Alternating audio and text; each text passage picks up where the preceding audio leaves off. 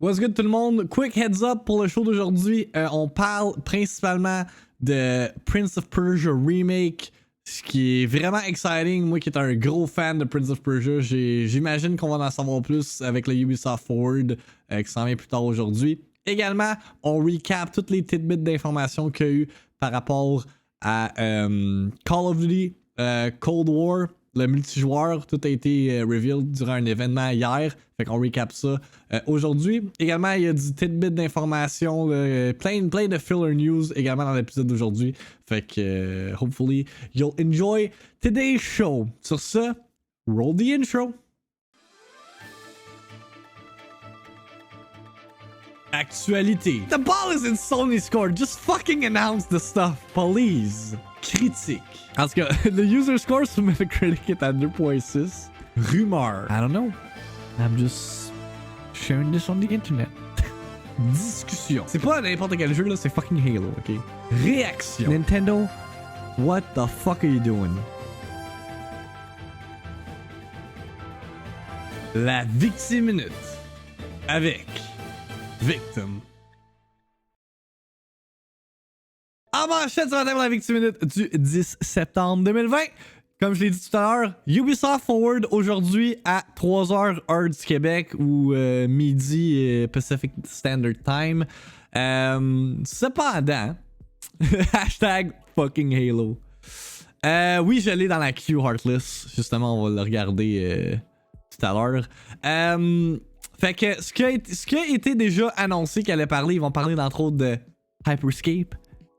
Hex go brr in the chat. Pour vrai, je pense sérieusement faire un emote de hashtag puis un gamer. Ça serait quand même un nice emote à avoir. Quoi d'autre qu'on dit qu'elle a montré? More Assassin's Creed, I think. Rainbow Six, stuff like that. Mais une des affaires qui a été leakée ce matin par rapport au Ubisoft Forward, yellow card, c'est Prince of Persia The Sands of Time Remake. Man, I'm hyped as fuck for that. Prince of Persia, là, j'ai grandi avec cette série-là. Le Daka, il m'a retrouvé jusqu'ici. Ça, c'est dans Warrior Within. Mais Sands of Time, back then, fucking groundbreaking. Genre avec les mécaniques de revert le time and all that. Adored this game. Ça dit remake, mais comme niveau visuel, ça a pas l'air tant genre défini que ça. En tout cas, let's read more on it. Apparemment, le leak qui a été fait, c'est via le Russian Uplay Store. Eurogamer report là-dessus disant here's another Ubisoft leak for the Bulging Ledger Prince of Persia The Sands of Time Remake. Puis ça fait un bout qui parle justement d'un remake ou de something Prince of Persia related. Là, il y a eu le Escape Game qui est sorti genre cet été, puis on était comme the fuck Ubisoft, genre Prince of Persia, comment ramener la licence, on s'en crise d'Assassin's Creed. Let's bring back the OG license de Prince of Persia.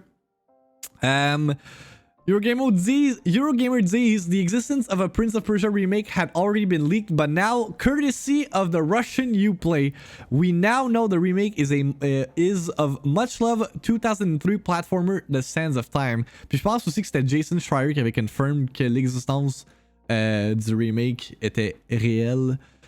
Il y avait des tunes de Godsmack dans Warrior Within, ça je savais pas, c'est important. Je connaissais pas Godsmack dans ce temps-là. Pour vrai, je suis hype. Moi, avec, je suis fucking hype. La seule affaire, c'est que j'ai hâte de voir le jeu en action. Parce que là, c'est sûr qu'avec des screenshots de Uplay, ça n'a pas l'air tant prometteur. On a une petite vidéo. Ouh. Alright. Puis on s'entend que, tu sais, Prince of Persia, c'est quand même dated. Je pense qu'avec Assassin's Creed, Ubisoft a été capable d'innover sur ce que Prince of Persia avait fait back then. Là, si c'est un remake, reste à savoir si ils vont peaufiner quelques affaires.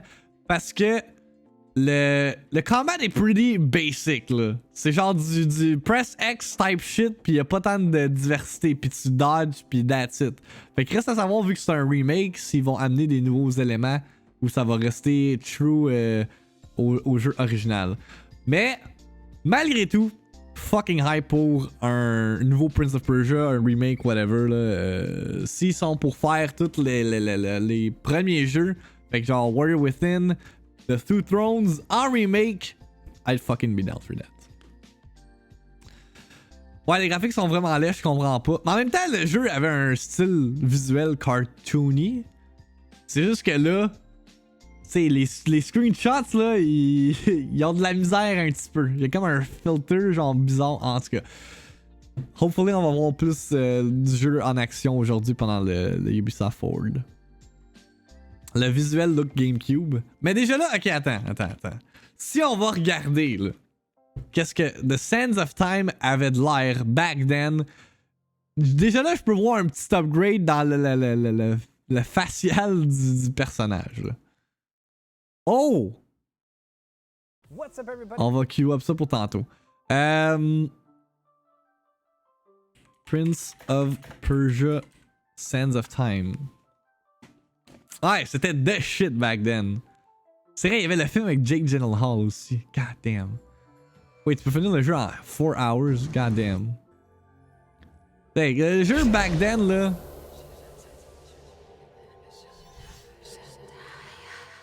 Pour vrai, back then, c'était impressionnant, là. Tu sais, est-ce que les camera angles... Je sais que les camera angles aussi, c'était problématique un peu...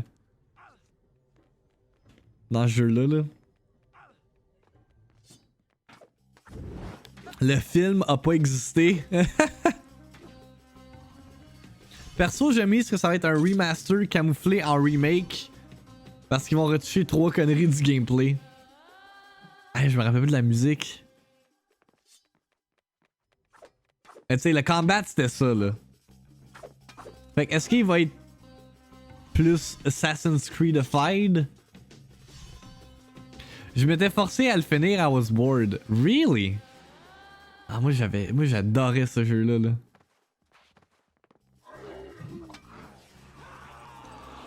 Ok, ça je me rappelle pas de ces... Je sais que ouais, tu pouvais sauter par-dessus les ennemis, ça c'était un common mechanic.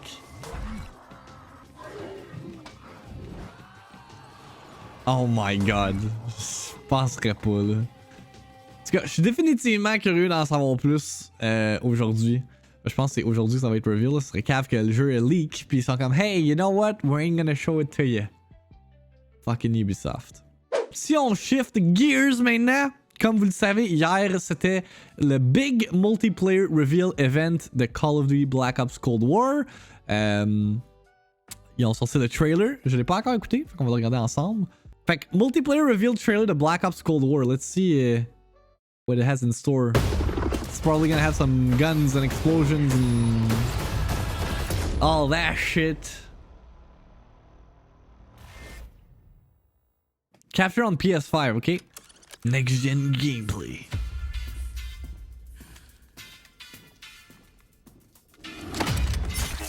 Threat neutralized. You're here because you're the best special forces NATO has to offer. We're all that keeps the world from turning to cinders, comrades. We work off the books Operate in the shadows. to keep the wolves at bay. Today, we reshape the world. What the fuck are we doing in Miami? C'est non mais nice! On dirait qu'il y a genre une histoire au multijoueur. Let them come. Which is weird.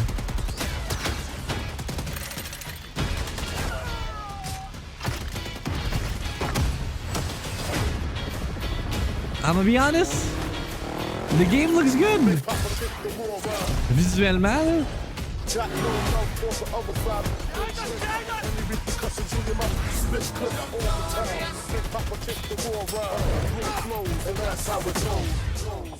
What the fuck? Time to punch that top guard. I'll take care of this. Ok, mais là tu peux aller underwater pis tout. Jesus.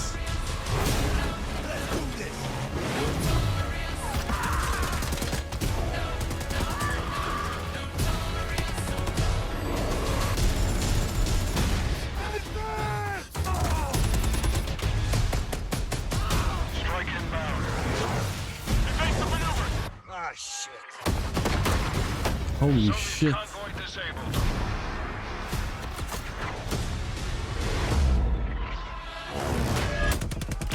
Ah, yeah, c'est tellement over dramatic là.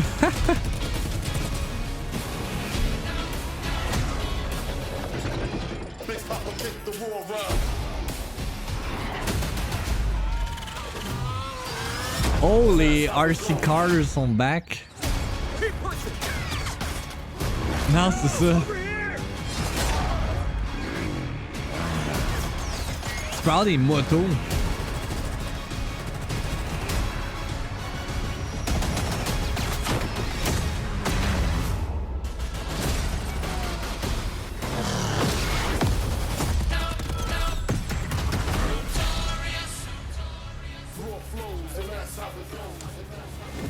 En tout cas, ils savent comment faire un nice pre-order. Ils savent comment faire un nice trailer. Définitivement, là, pour les Call of Duty Warheads. Là. Oh, ça c'est le zombie sneak peek. Ouh. Je savais pas qu'il l'avait à la fin de ce trailer. Anyway, je l'avais dans un autre tab, mais that's cool, that's cool. Alright, fait que de ce que je retiens, man. Nouveau gameplay elements, tu peux aller underwater, il y a beaucoup de véhicules, mais en pur et dur, ça reste du good old Call of Duty. Je sais que vous allez dire typical internet hate, mais beaucoup de gens semblent unimpressed par ce code. Really? I mean, typical internet hate, mais de ce que j'ai vu des réactions sur Twitter hier, ça semblait kind of positive, de la communauté compétitive. Parce que l'affaire qui arrive avec la communauté compétitive de Call of Duty en ce moment sont vraiment. Ils étaient vraiment pissed avec Modern Warfare.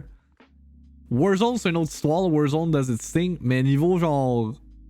Le jeu de base Call of Duty était genre. Universellement, Modern Warfare multiplayer, c'est de la fucking dompe.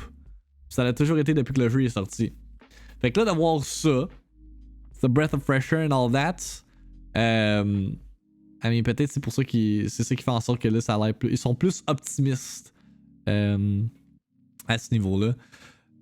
D'autres tidbits d'informations qu'on a.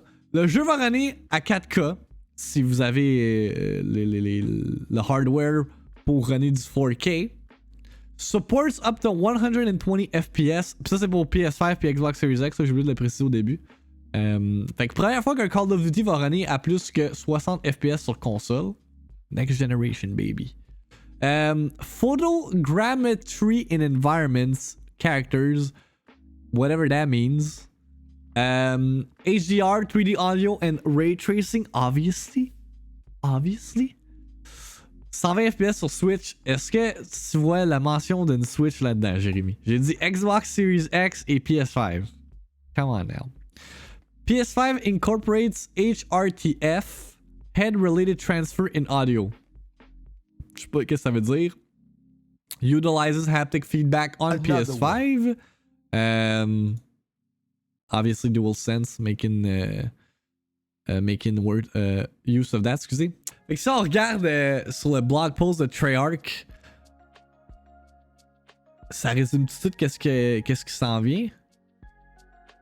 I guess que oui. Ok, on va read through it. Voir ce qu'il y a de différent pis tout. Today we revealed Call of Duty Black Ops Cold War multiplayer to the world. And we couldn't be more excited to share it. Additionally, we announced our beta starting on October 8th for early access pre-orders on PS4, so you can get your hands on the game soon. Now you've seen multiplayer in action, let's dig a little deeper into the key pillars of the next generation of Black Ops multiplayer: deniable operations, signature combat, and connected experience across the community. Je pense que ça a été confirmed que crossplay puis cross-gen s'en vient, but I could be wrong. Hopefully, ce blog post-là le détaille plus.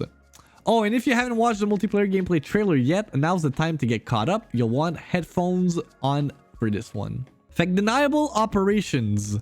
From the headlines that record the history you think you know, to the conspiracies you find if you read between the lines, the Black Ops series has always delivered a steady dose of mindfuckery in the stories we tell.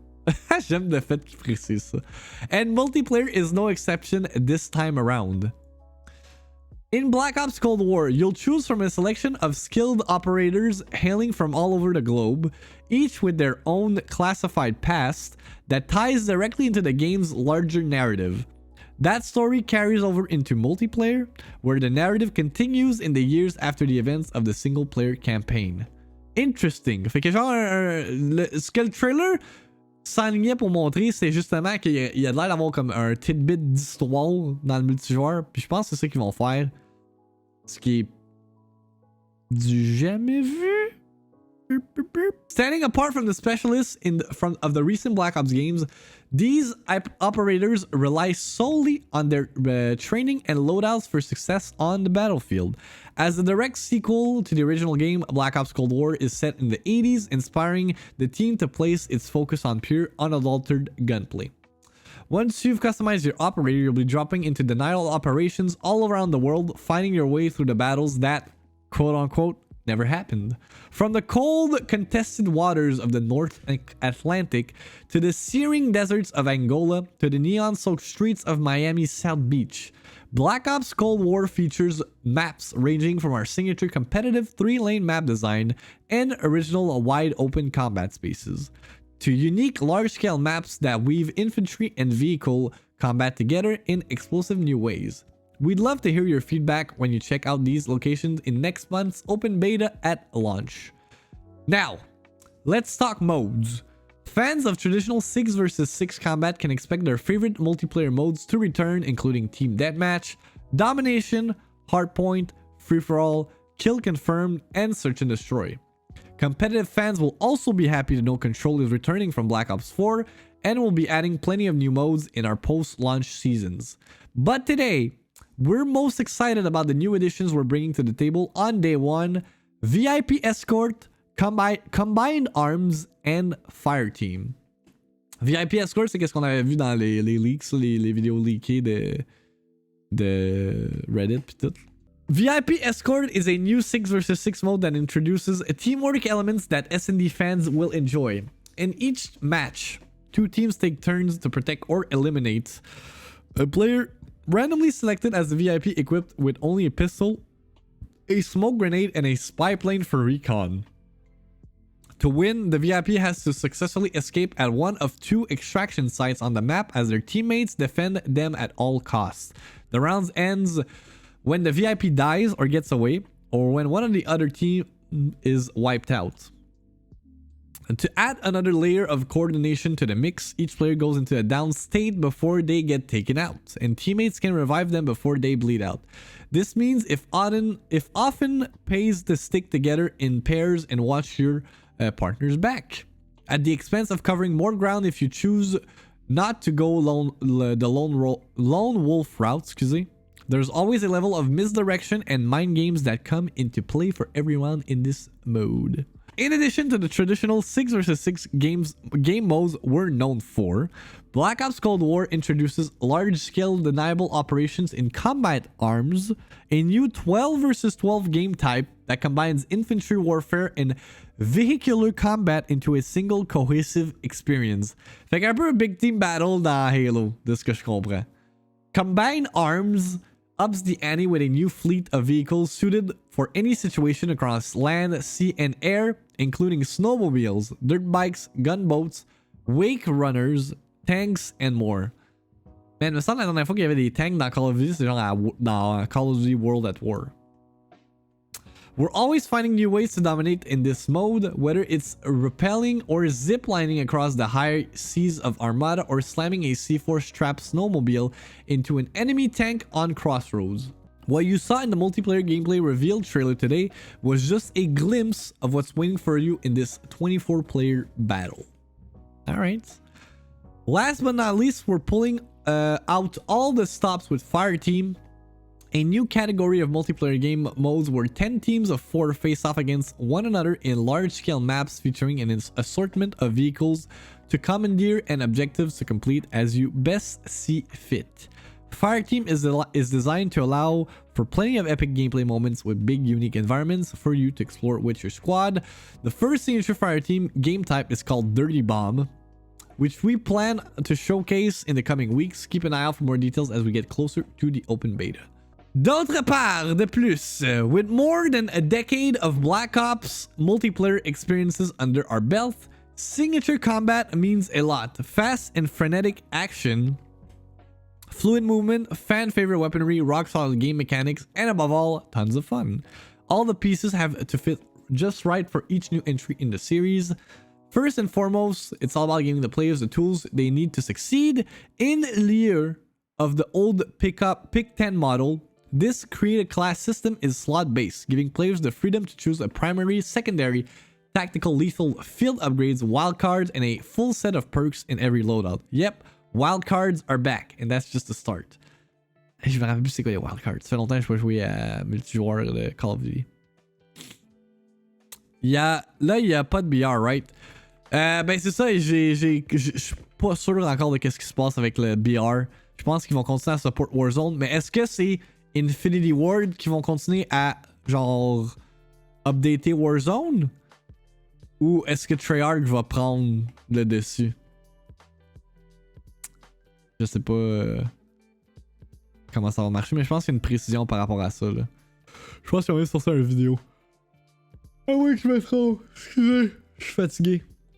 Pas tant dormi. Comme je l'ai dit tout à l'heure. C'est Infinity Ward qui va continuer à support. Gunsmith goes beyond anything you've seen in a Black Ops game with up to 54 attachments per weapon across 8 attach points on every primary weapon. In-game weapon stats offer a deep customization. Including exact percentage changes for all attachment stats, and for the first time, you can equip up to 8 attachments at once on a single primary weapon with a certain wildcard selected. Field upgrades are now part of the created class, offering Cold War era support gadgets and offensive ordnance such as SAM turret, jammer, and proximity mine. You'll earn these based on time spent in game. They persist after death, and they have a cooldown that kicks in after use. While they won't help you turn the tide of a battle on their own, field upgrades can give your team an extra nudge towards victory when clearing the skies or holding down an objective. Of course, signature combat has to feature a wide-ranging Black Ops arsenal, including the time-tested AK-47 assault rifle, burst rifle, M16 tactical rifle, AK-74U submachine gun, and the classic 1911 pistol, plus a whole new slate of Cold War weaponry. While some of the names have changed since the 60s, the sights and sounds have only gotten bigger and better. Score streaks are back and are completely revamped to be more dynamic and rewarding than ever. In Black Ops Cold War, score is no longer lost on death, and you'll earn score multipliers for stringing together multiple kills in the same life. You'll also score for helping your team to play the objective, and score streaks will go on an automatic cooldown after it's used to prevent spamming. Okay, interesting. While these changes may seem like a lot on paper, they've been carefully implemented through tons of playtesting and tuning, all in service of a more balanced and fulfilling multiplayer experience across the board. Earning those high-end streaks now feels more satisfying than ever without all the heartbreak of ever losing your progress when you were just one kill away. Ok. Je sais que me semble j'avais lu sur Twitter comme quoi que les score streaks, il était vraiment genre t'étais reward pour mourir ou de quoi de même, which is bizarre. Score streaks include both manually driven and AI controlled vehicles like the classic RCXD. Ah, c'est de même ça s'appelle, le RCXD. And attack helicopter, as well as powerful handheld weapons and support items, including the devastating war machine grenade launcher. This assortment of score streaks might be our most fun and versatile to date, and we think you're going to love deploying them on the front lines. We know there are millions of questions out there that we're looking forward to answering in due time. Just know that there's plenty to cover in today's multiplayer reveal, and we'll have more news to come. For now, let's answer some of the burning questions we've seen already. All right, so where it's get interesting. Yes, the traditional minimap is back. Non-suppressed gunfire will show up as a red dot on the map for all players, just like old times. Time to kill is slightly faster compared to Black Ops 4. auto health regeneration has returned to ensure players can focus on gunplay and movement. Fait que contrairement à Black Ops 4, t'as pas le stim, je pense que ça s'appelle, le truc qui t'a redonné de la vie.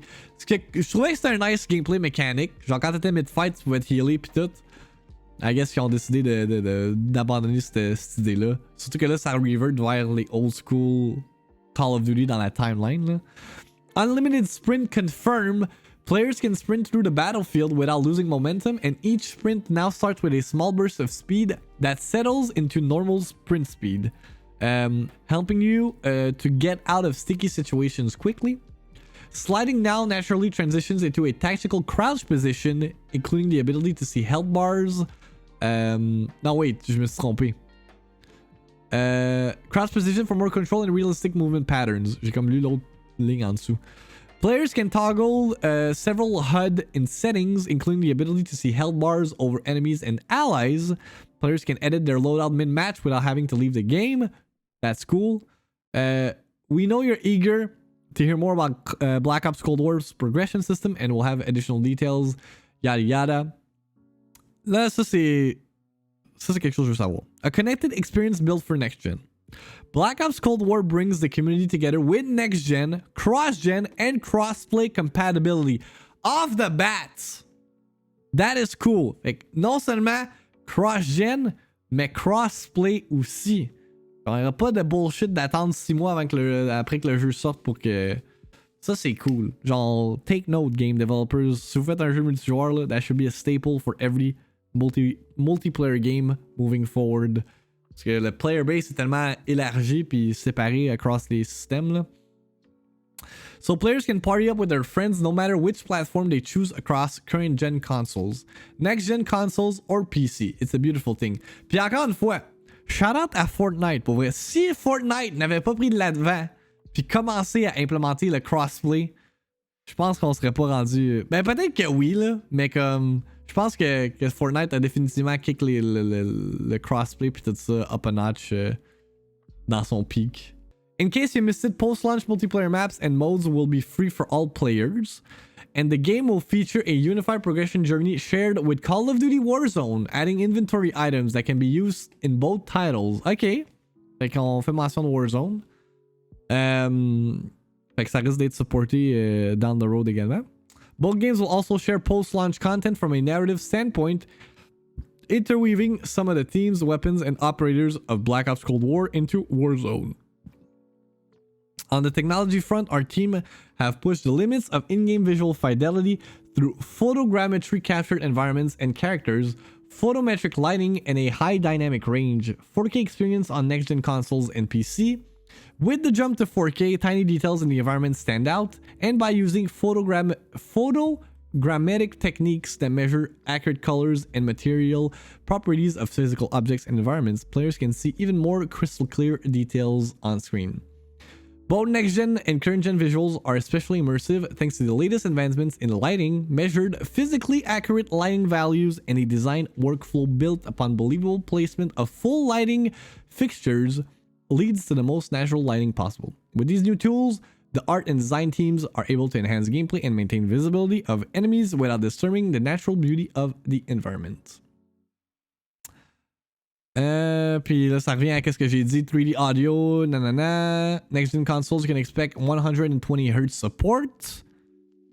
Puis, beta le 8 octobre pour les Early Access Pre-orders sur PS4. Ça parle pas de Open Beta par la suite. J'imagine qu'ils vont en avoir une. Il n'y a pas de confirmation pour l'instant. Fait que that about covers the gist of it pour Black Ops Cold War on the multiplayer side. Là, j'ai quelques affaires de IGN. Je pense que ça... c'est quoi ça dit? Cold War, tons of new details for maps, gameplay, next-gen. Je pense qu'on a déjà tout covered that. Multiplayer hands-on preview. On va regarder un peu de ça, voir qu'est-ce que... ça a l'air de quoi? In my 3-hour hands-on with Treyarch's Call of Duty Black Ops Cold War multiplayer, I tried out some returning favorite weapons, score streaks, 2 new modes, and 5 new maps. It's still Call of Duty, but as we all know, each iteration features small to big adjustments in the gunplay. Genre le Hell Bar. I can't give full impressions on how good they'll be by launch, but I'm already seeing some things I want changed from this alpha to the beta, and I'm curious how the community will adapt to this year's Call of Duty and its new modes. spy plane inbound. Find your protection. The new 6v6 mode we played was VIP Escort. Attackers are tasked with getting their VIP player to one of 2 random extraction points. The defending team needs to hunt down the VIP. The round is over and sides flip when the VIP escapes or dies, or if the defending team is wiped out completely. Score streaks are off the table, but the VIP does have a spy plane to call in once per round.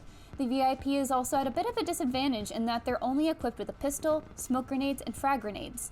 Unless you can work your magic with a pistol, which is totally possible. You'll need to stick with someone on your team for protection. The first team to 4 points wins.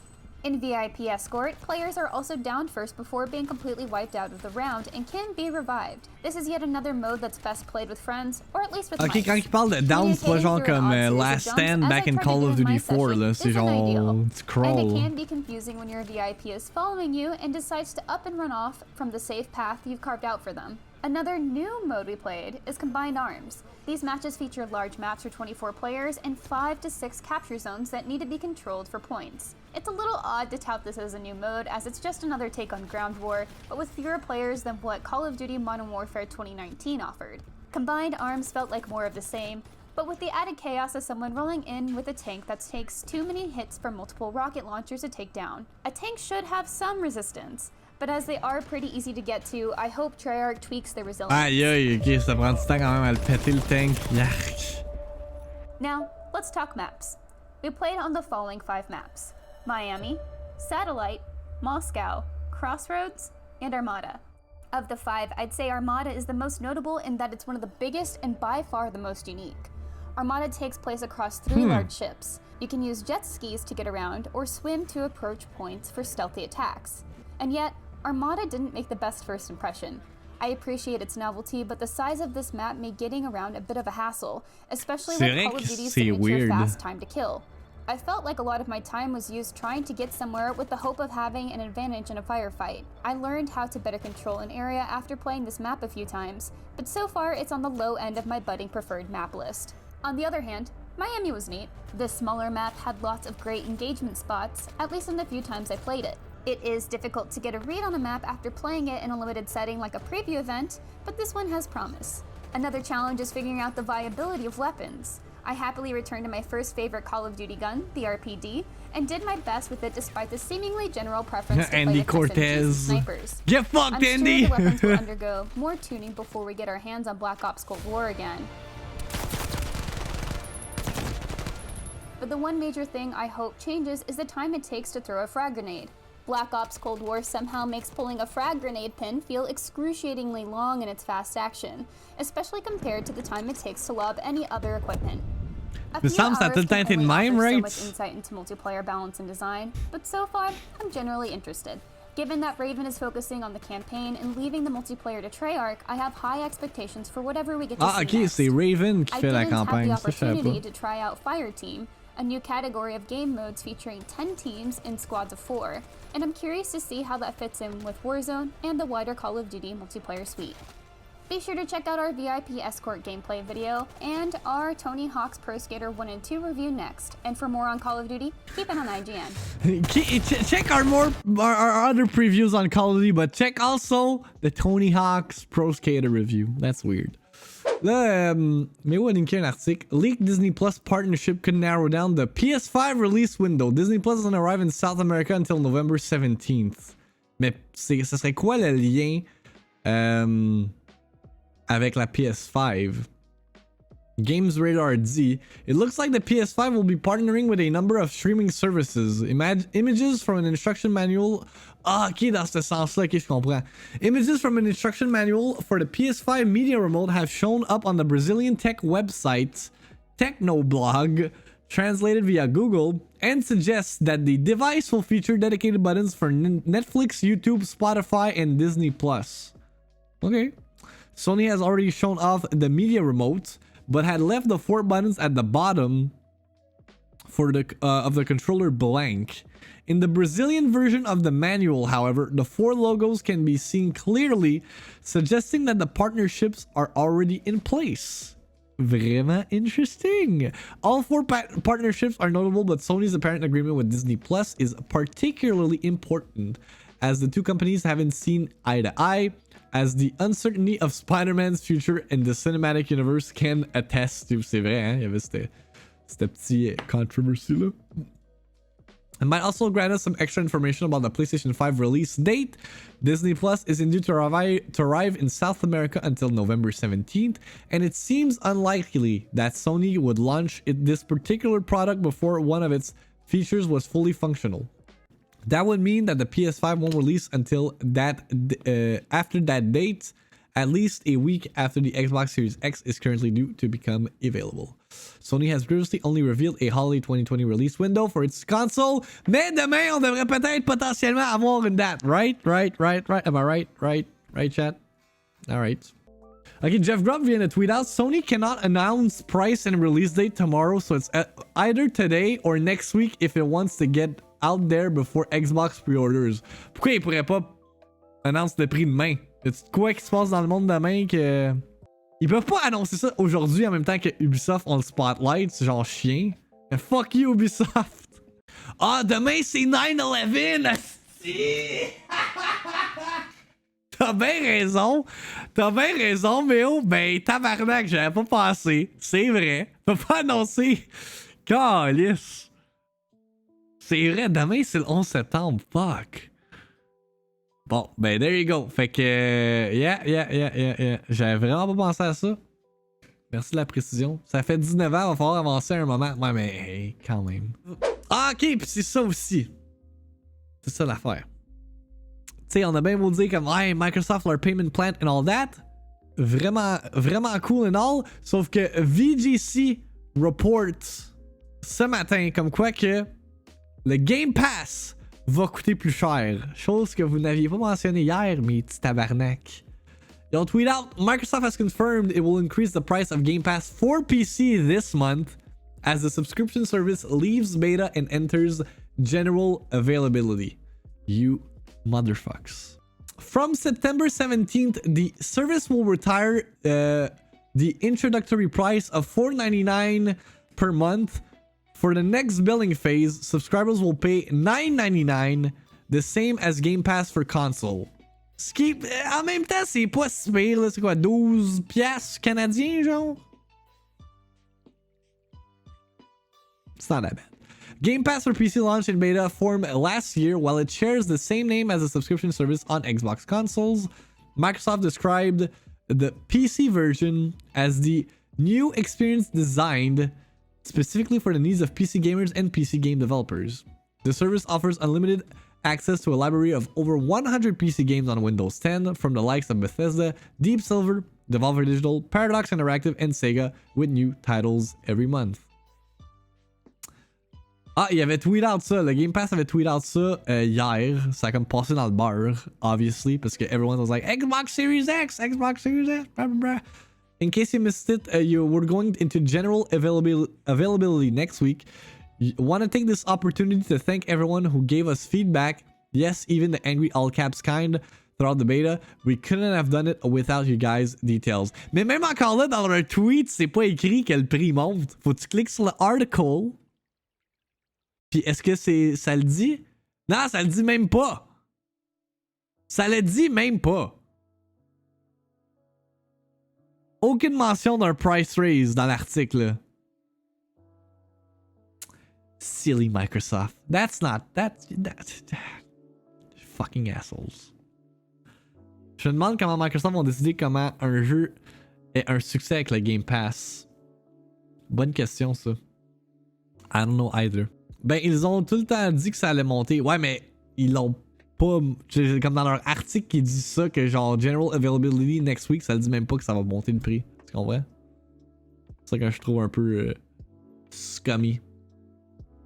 Ah, c'est dans le follow-up tweet. Hang on. Le follow-up tweet qui dit we're retiring the introductory price on the 17th, but if you're already a member, you'll pay the same rate through the next billing cycle. Look out for a notification on the 17th to get more details. There you go. Allez vite vous abonner pour 1 an. Ouais, non, c'est ça. Ça va revenir moins cher. Bon point, Cyfried. Get on that shit. Parlant de Nintendo, justement, un des jeux exclusifs à la Switch qui était en développement, c'est No More Heroes 3. Hier, on a parlé comme quoi il y avait un announcement relatif à No More Heroes 3 qui allait s'en venir. Puis, obviously, parce que c'est 2020 puis everything gets delayed, l'announcement, c'est le fait que le jeu va être repoussé à 2021. Honnêtement, je pensais pas que ce jeu-là allait sortir en 2020 anyway, mais là, on a la confirmation du créateur directement, Suda51, qui a tweeté out the following hier. This is Goichi Suda from Grasshopper Manufacture with an announcement regarding the postponement of the release of No More Heroes 3. Reading through the comments on fans on social media, we know 2020 has been a very rough period for many of you. To everyone who has been waiting for further news and release date confirmations ever since the revealed trailer for No More Heroes 3 at TGA at the end of 2019, I would like to offer my sincerest apologies. All staff members at Grasshopper have been working as hard as possible on developing the game in hopes of releasing it in 2020, but the effects of the COVID-19 pandemic have unfortunately proven to be a real body blow to our schedule, causing unforeseen delays in development. Now that we have managed to get back on our feet with development, we have decided to focus on prioritizing quality and to therefore push back the final release date. Very sorry once again. We hope that everyone who has been patiently waiting for No More Heroes 3 can understand and accept this decision, and we will continue to put every effort into the title's development as we shoot for a 2021 release date. In other and hopefully better news, we are extremely pleased to announce that Derek Robertson of The Boys fame and of whom I am personally a huge fan will be joining the project to provide illustrations for the game. C'est qui ça, Derek Robertson?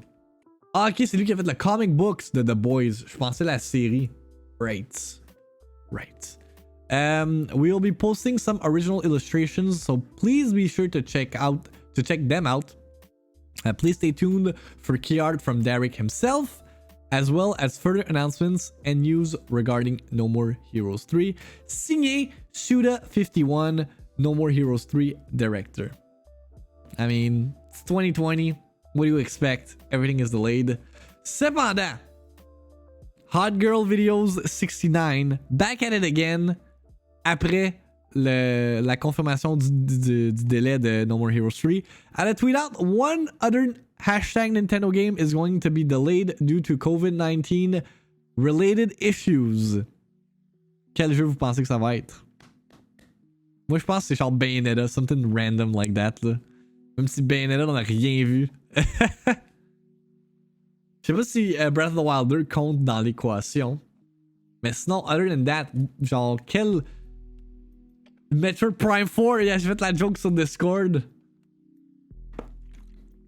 That game is... Regarde, ce jeu-là c'est comme Halo, indefinitely delayed. I don't care about it. You know? AMD announced plans for 2 new October showcases, including one set to reveal its next generation of GPUs. Asseyez-vous, Nvidia. Vous allez avoir de la compétition. AMD has 2 events planned for next month. On October 28th at 12 p.m. ET and 9 a.m. PT, AMD will hold a showing for the next generation Radeon graphics, with the company inviting viewers to learn about our RDNA 2 architecture, Radeon RX 6000 series graphic cards, and our deep collaboration with game developers and ecosystems partners who will help us bring the best of Radeon to gamers. Y'en a-tu qui ont des cartes graphiques AMD? Mon père, il a ça, je vais linker cet article-là parce que justement, il est en processus de checker pour un upgrade de carte graphique. Mais là, tout son PC est buildé pour du AMD, fait que... the RDNA 2 architecture is something that is set to be used in both the PS5 and Xbox Series X, with both consoles promising a custom version of the RDNA 2 GPU. An earlier version in the month, on October 8th at 12 p.m. ET, 9 a.m. PT, AMD will showcase its next generation Ryzen desktop processors. The next wave of Ryzen desktop processors with Zen 3 architecture, taking our PC gaming and content creation leadership to new heights. AMD will continue to the recent trend of showcasing what the future of gaming will deliver following the reveal of Nvidia's RTX 30 series graphics card. Fait que be on the lookout pour des annonces de la part de AMD au mois d'octobre. Si on transfère vers les films maintenant, on a un trailer pour fucking Dune. On va écouter le trailer de Dune d'abord et avant tout before we watch some fucking Adam Sandler's trailer. Don't say that. Don't say what is true. Let's watch the Dune trailer. And everyone is jizzing about Dune, justement. What's happening, Timothy? In my mind, I can't control it. What did you see? There's a crusade coming.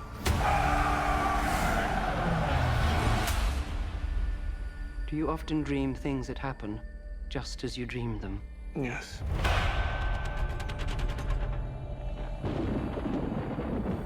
The test is simple. Remove your hand from the box, and you die. What's in the box? Pain. Jesus. You inherit too much power. Super rire, Alexis. Voilà, shit sur YouTube. Now you must learn to rule others. Something none of your ancestors learned. Oscar Isaac. Rules an entire planet. He's losing it. He's getting a richer one. He'll lose that one too.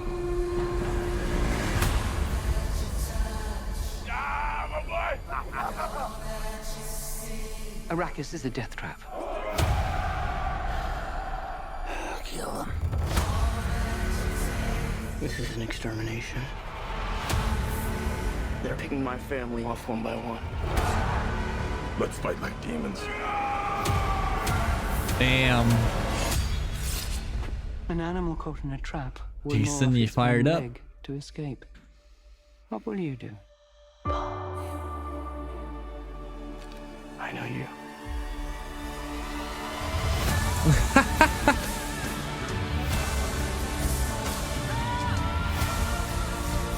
One day, the legend will be born. All of civilization depends on it. Le cast est quand même sick, là. Future. I can see it.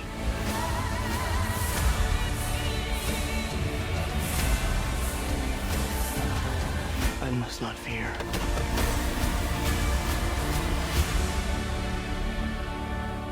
Fear is the mind killer. My Lord Duke. Where the fear is gone,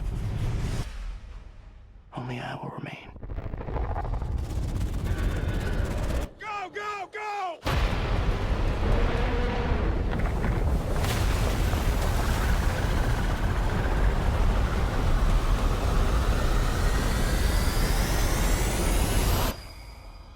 What the fuck is this?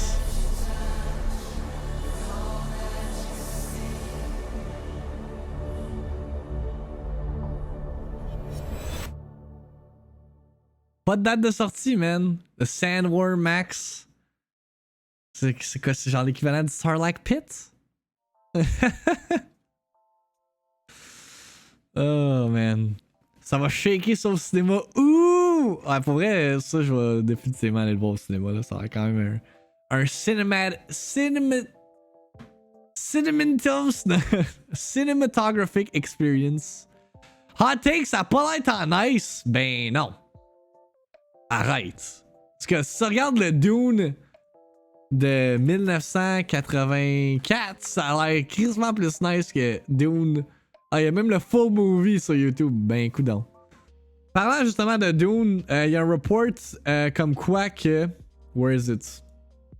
Warner Brothers, justement, prévoit repousser la sortie de Wonder Woman 1984 de novembre à décembre, ce qui veut dire que probablement Dune va être repoussé pour 2021 aussi. Ce qui est pas une mauvaise chose en même temps. Comme dans le trailer montre zéro date. Fait que déjà là, même eux ils savent pas quand il va être disponible. Fait que c'est ça. Puis Ça revient à la même affaire. C'est le même report. Je sais pas pourquoi il est 2 fois là. Je l'ai liké 2 fois. Bref. Deadline report ça. Fait que, toujours en attente d'une confirmation pour... wait, on avait un trailer pour une affaire de Tom Clancy. Fuck that. Black Legend aussi. Oh well. Ça passera dans le beurre. Anyway, les trailers qu'on regarde ce matin sont pourris. Parlant de choses qui devraient end, The Walking Dead, après 11 saisons, va enfin tirer sa révérence. Ça a été confirmed hier, The Walking Dead ending avec 11 seasons, but Daryl and Carol are getting a spin-off. Who asked for that? Just close it. Fini. On n'en parle plus. We're done. Ok, honnêtement, qui écoute encore The Walking Dead to this day? Moi, j'ai décroché genre saison 7. Si, ouais. C'est pour les kids. Walking quoi? Tu sais, c'était nice au début, Walking Dead. Là, c'est plus genre... C'est plus ce que c'était. Au début, c'était... Je me surprends. Ouais, season 9 quand même. It's the end of an era. AMC has announced that The Walking Dead is ending after 11 seasons. Although fans needed despair since the wider Walking Dead universe isn't going anywhere, while the flagship show will conclude, with a supersized season 11 consisting of 24 episodes, which will air over the course of 2 years, concluding in 2022. AMC has greenlit a spin-off series focused on fan-favorite characters Daryl Dixon and Carol Pelletier. The Daryl and Carol spin-off, which is set to premiere in 2023, will be overseen by The Walking Dead showrunner Angela Kang and was co-created by Kang and executive producer Scott Gimple. In addition to the Daryl and Carol spin-off series, AMC is also developing an anthology series set in the Walking Dead universe titled Tales of the Walking Dead, which is described as an episodic anthology with individual episodes or arcs of episodes focused on new and existing characters, backstories, or other standalone experiences. The self-contained structures of the new standalone series theoretically paves the way for episodes that could be centered around backstories we've seen in comics but not on the show, such as Robert Kirkman's Where's Negan origin story and Negan Lives sequel about Jeffrey Dean Morgan's potty-mouthed character, or introducing characters from ancillary content into the world of the show. Clementine, anyone? Very nice crossover ça avec l'univers des jeux. AMC notes that they're also developing other projects set within the Walking Dead universe. We still have a Rick Grimes movie to look forward to, as well as the launch of the 2-season limited series The Walking Dead World Beyond on October 4th. Donc, mesdames et messieurs, c'est là-dessus qu'on va s'arrêter pour la VIICTIIMINUTE du 10 septembre. Je vous rappelle qu'aujourd'hui, de mon côté, je n'écouterai pas le Ubisoft Forward parce que je travaille, mais Epic Joystick, notre boy, l'écoute sur son live stream. Fait que si vous voulez aller voir les announcements when they're happening, c'est votre streamer québécois qui va vous renseigner avec ça. Sinon, moi de mon côté, demain matin, on va recapper toutes les announcements qui sortent du Ubisoft Forward d'aujourd'hui. Puis who knows, peut-être que le prix de la PS5 va être announced today, right? Right? Ça pour dire que merci d'avoir été là. Once again, pour une autre VIICTIIMINUTE. On se voit demain. Je vous rappelle que maintenant, vous pouvez trouver la VIICTIIMINUTE en version abrégée en vidéo sur ma chaîne YouTube, ainsi qu'en audio podcast sur Spotify. J'attends toujours une réponse de Apple Podcast. Là, il me semble que c'est long cette histoire-là. Mais should come in the near future. Mais yeah, that's pretty much it. Pour vrai, l'affaire des annonces, là, je vais me mettre là-dessus en fin de semaine. Ça va être cool. Fait que je vous laisse disposer en paix. Prenez soin de vous autres. Passez une excellente fin de journée and all that. Puis on se voit demain pour une autre VIICTIIMINUTE, baby. Let's go! Va te l'acheter? Oh god. Va falloir que je redevienne un gamer à cause de fucking temporal. Take care, y'alls. I'll see you tomorrow. Je vous aime. Bye bye. Yep, there you have it. Mesdames et messieurs, on vient d'avoir la confirmation. Merci, Steph. Xbox Series X au Canada, $5.99. Fait que c'est ça. $5.99 avec taxe, ça revient à combien ça? Est-ce que quelqu'un peut calculer la taxe des deux?